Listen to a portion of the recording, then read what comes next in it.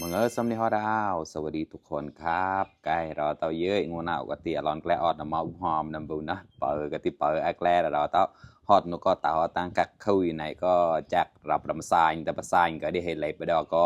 วิดีโอคลิปนะกำแรนะสแลคงนกเราเตาเยอะก็โฮมสักห้อมให้โม่แล้วเราแปะเราหอมที่จะได้เลยอาจเก็บประสายนะวันนี้ต้องขออภัยและขอโทษแฟนๆทุกคนนะครับขอโทษอย่างยิ่งเลยครับแล้วก็เสียดายมากๆครับ ลืมบันทึกเสียงครับปิดไมค์ไว้ไม่ได้เปิดไมค์เลยแล้วก็พูดอยู่ตั้งนานกว่าจะรู้ตัวก็จบคลิปแล้วครับต้องขออภัยด้วยนะครับวันนี้ก็มากินผัดใบกระเจี๊ยบนะครับใส่กุ้งสดครับอร่อยเหมือนเดิมครับแต่ไม่มีเสียงครับเสียดายมากครับเราtahu ngonoก็เชียฮะแน่ฮะเจ็บก็เงาวีนะเราtahu kalauเรานั่นเลยเวลาเก็บไปแล้วสักเขาหัวโมละกลึงเปิดเองกับมือจ่อนะบัดเปิดก็ติเปิดเองกับมือจ่อเลยนะ สลาคงนี่ก็ได้เชียนะเจ็บก็เงาวีก็ข้างในนะเราตักายตาที่ป่วยเชียยังกับมือจ่อหนูนะมากินข้าวด้วยกันนะครับเพื่อนๆงูหนาวก็ตีเกลินก็ยังล้วนไหลปลึงหนอนล้วนแต่ที่ปลายเป็นชัวแต่ที่เปียเปิงก็มือสายก็เปียเปิงแต่ที่วอดกำแห่ผมข่าวแห่แหลกตายได้เราตัไปโชว์แต่ที่ได้กล้วยโฮมบัวแหลกสิตับตับเลยกลนก็ยังล้วนก็เชียก็ได้เชียก็ได้ ตั้งกองแปะไม่ต่อยไม่น่าแต่ตีรองกุยรองพันกุยปอกละหมาดมีรับประสานกันแต่ตีไอ้เด็ดเอาปั๊มน้าวเลยนะวันนี้ก็ตัดหญ้าเหมือนเดิมครับก็เลยหิวข้าวมากทำให้หน้ามืดตามัวมั้งไม่ได้ดูว่าเปิดเสียงใหม่ครับลืมสนิทเลยโอ้ยเสียดายมากครับวันนี้ก็เลยมาได้ชุดทำงานเหมือนเดิมครับเพื่อนๆเห็นในคลิปก็คงจะรู้แล้วเนาะว่าหิวมากหิวจริงๆครับเพราะว่าตัดหญ้าอยู่คนเดียว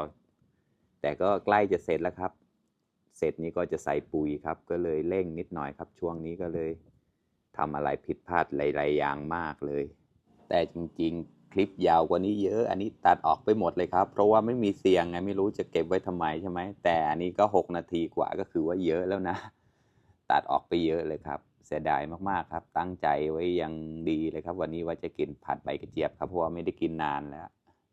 ตั้งใจเลยเชียร์เปิงก็ข้อมาตานะเชียร์ก็เชียร์ข้อมาได้เลยถ่ายก็ข้อมาตาเด็กเปลือยปรองกาวเลย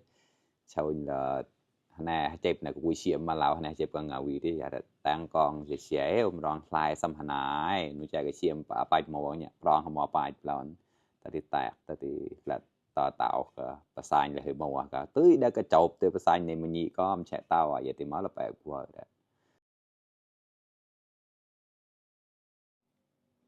แน่เจ็บก็แบงบอเชียแปลกมากันนะเนี่ยแบงบอหน่อไม้ต้มครับอร่อยครับหวานมากครับกินกับผัดใบกระเจี๊ยบเข้ากันครับ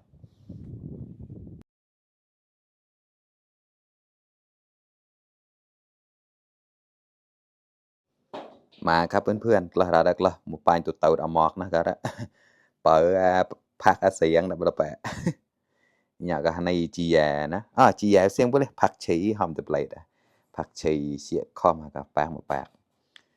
ผักชีฝรั่งก็มีครับแล้วก็อันนี้ก็ผักชีไทยว่าเขาเรียกผักชีอะไรนะอร่อยเหมือนกันกินกับผัดใบกระเจี๊ยบเข้ากันครับกินไปเยอะมากครับเพื่อนๆคนไหนยังไม่ได้กินข้าวตักข้าวแล้วมากินหน้าจอด้วยกันครับกินไปพร้อมๆกันแล้วก็กินไปด้วยกันครับเชียร์เปิงกับมูเจาะเราแต่ละเจ้าหนองเปิงแต่ตีเปิงก็จะเชียร์อันกับมูเจาะนะข้อมาขอไอ้เนี่ยก็มัวที่กกชิมวอันไหนของเราแต่อันไหนมีปะมีผักกาดขาวไม่ใช่สิ ผักกาดหอมใช่ไหมตายแต่ผักกาดหอมดีกว่าใช่นะเจ้าอะไรได้ต่อยมาละเงาวีข้อมาขอร้านตลาดนัดลอดป้อยปะนาวนายป้อยนะเตียนบุยดีๆก็ชีดิเดินลอดเอาวันมันนะแต่เด็กเลิงหัวมันที่giờ ra này phải này mà trái đúng cọc thì đi lâu nhảy đi cái xe đặt lọt nhảyนะอันnào thì đi lọt sẽ cứ lọt màก็ดันลอดมาตากล้าดักล้าอร่อยมากครับแซ่บๆครับเพื่อนๆกัดหน่อไม้ต้มเข้าไปอุ้ยเข้ากันครับแซ่บๆครับวันนี้แดดร้อนนะวันนี้ไม่มีฝนตั้งแต่เช้าแล้วครับปรองโมนนูนะเยรังเงาตอนนะตอยรองเอามาก็จะได้ผลิตไปเป็นชัวrồi đây có muốn ngầu tăng cấu mà lại cấu sắc hom mùa này rồi là cấu tụi này nó gọi là sạch đại sắc hom mùa đó จะได้งอนเอาเปล่าแม่มันใหญ่เตอวิเชียนะเจ็บกายมาต่อก็ล้อมลายอัตแต่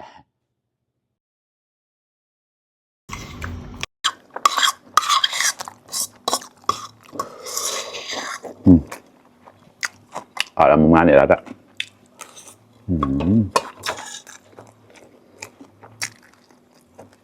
ยึดโซน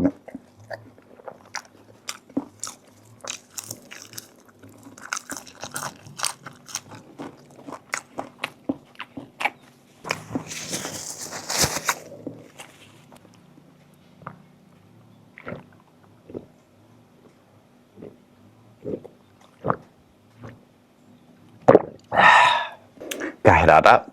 เผามาไก่ประเดี๋ยวนะอิ่มไปอีก1 มื้อเลยครับอร่อยมากๆเลยครับผัดใบกระเจี๊ยบกับกุ้งสดนะครับอร่อยแล้วกินกับผักสดต่างๆนะครับอร่อยมากๆครับเผามาไก่ประเดี๋ยวแต่นะงูเอาเชียร์ก็แน่เจ็บก็เงยข้อมาคอเชียร์ก็ในอะไรลงไปโชว์เยอะมึงเชียร์เปิงออดมุมงานตัวเติร์ก็ได้แล้วขอบคุณเพื่อนๆที่เข้ามารับชมทุกคนนะครับฝากเป็นกำลังใจให้ด้วยนะครับไปเดอร์ไลเดอร์แชร์เนี่ยเราต้องแต่เราเอามุเชียร์บางทีบางที่มวยเปิดอยู่นะเรียบก้อมสาวซ้อมฮอตซอดเขาต่างกูดาวบ๊ายบาย